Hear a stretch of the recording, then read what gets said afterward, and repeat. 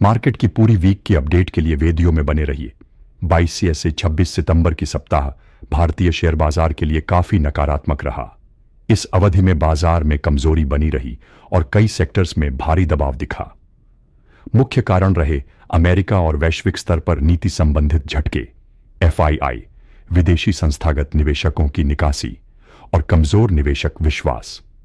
यह सप्ताह इस बात का उदाहरण बना कि कैसे बाहरी पॉलिसी निर्णय, विशेष रूप से अमेरिका से, भारतीय कंपनियों और शेयर बाजार को अप्रत्याशित रूप से प्रभावित कर सकते हैं। 20 सितंबर शुक्रवार को सेंसेक्स छठे लगातार दिन गिर गया और बंद होते समय लगभग 733 पॉइंट नीचे था। उसी दिन निफ्टी भी करीब 0.95% की गिरावट के साथ बंद हुआ। सप्ताह के दौरान प्रमुख सूचकांक सेंसेक्स, निफ्टी दोनों मामूली से लेकर मध्यम स्तर की गिरावट में रहे। 25 सितंबर गुरुवार को भी गिरावट जारी रही। सेंसेक्स लगभग 556 पॉइंट गिर गया और निफ्टी करीब 166 पॉइंट नीचे बंद हुआ। इस सप्ताह बीएसई 500 में से लगभग 440 स्टॉक्स लाल निशान पर बंद हुए। 17 स्टॉक्स ने डबल डिजिट 10% से अधिक गिरावट दाखिल की। कुल मिलाकर यह सप्ताह बाजार के लिए शुद्ध रूप से मंदी भरा, बेरिश रहा। मुख्य कारण जॉन ड्राइवर्स 1। अमेरिकी दवाओं पर 100% टैरिफ की घोषणा 26 सितंबर को अमेरिकी राष्ट्रपति ने घोषणा की कि ब्रांडेड और पेटेंटेड दवाओं, फार्मा प्रोडक्ट्स पर 100% टैरिफ लगाया जाएगा। इस खबर ने भारतीय फार्मा सेक्टर को झटका दिया और कई दवा कंपनियों के शेयरों में भारी गिरावट आई। फार्मा कंपनियों के लाभ और निर्यात पर इस नीति के नकारात्मक प्रभाव की चिंता ने बाजार में बेचाव बढ़ाया। 2. H-1B वीजा शुल्क वृद्धि।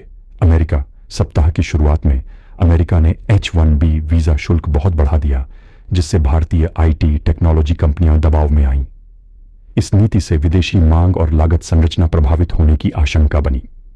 आईटी सेक्टर में इस खबर का असर सीधे दिखा और कई आईटी स्टॉक्स में गिरावट आई। 3.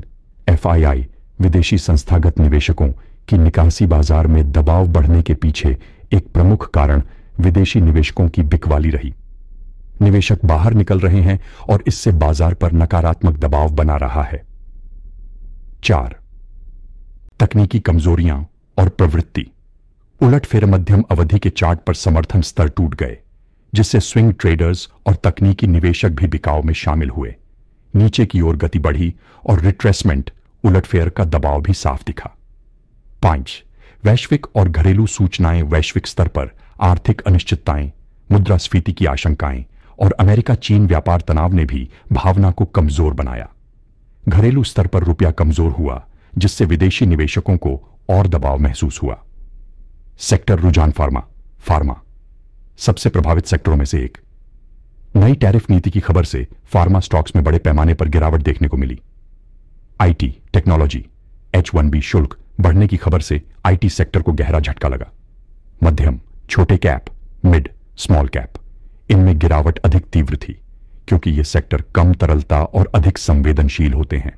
बैंक, वित्तीय क्षेत्र अपेक्षाकृत बेहतर दिखा, लेकिन समग्र दबाव से बच नहीं पाया।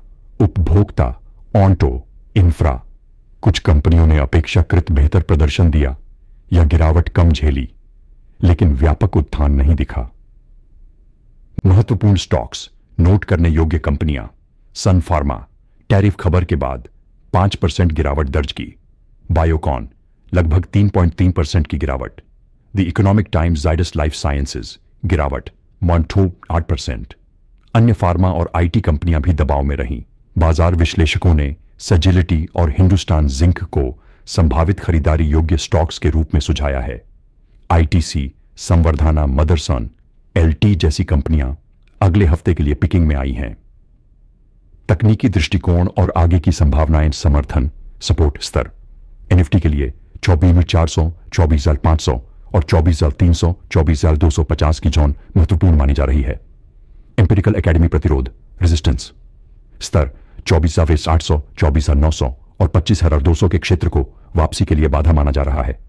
अगर बाजार में रिफ्लेक्शन उलटफेर होगा तो इसे बेचना अवसर माना जाना चाहिए, जब तक कि निफ्टी 24,900 स्तर से ऊपर न जाए। मिंट यदि फंड फ्लो में सुधार हो या अमेरिका ने टैरिफ वीजा नीति में नरमी दिखाए तो बाजार रिकवरी कर सकता है, लेकिन अगर नकारात्मक खबरें बढ़ीं तो और गिरावट संभव है, विशेषकर फार्मा आईटी क्षेत्रों में। जोखिम और उत्प्रेरक कैटलिस्ट्स। उत्प्रेरक अपसाइड कैटलिस्ट्स।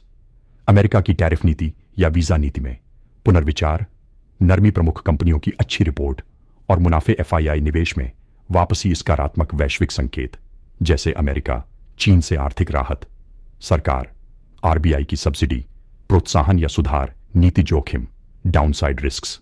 अमेरिका द्वारा नई नकारात्मक नीतियां और अधिक विदेशी निकासी। वैश्विक मंदी की आशंका। फार्मा आईटी सेक्टर में अप्रत्याशित नकारात्मक घटना। निष्कर्ष मुख्य संदेश। 26 सितंबर का सप्ताह बाजार के लिए नकारात्मक अनुभवों का रहा।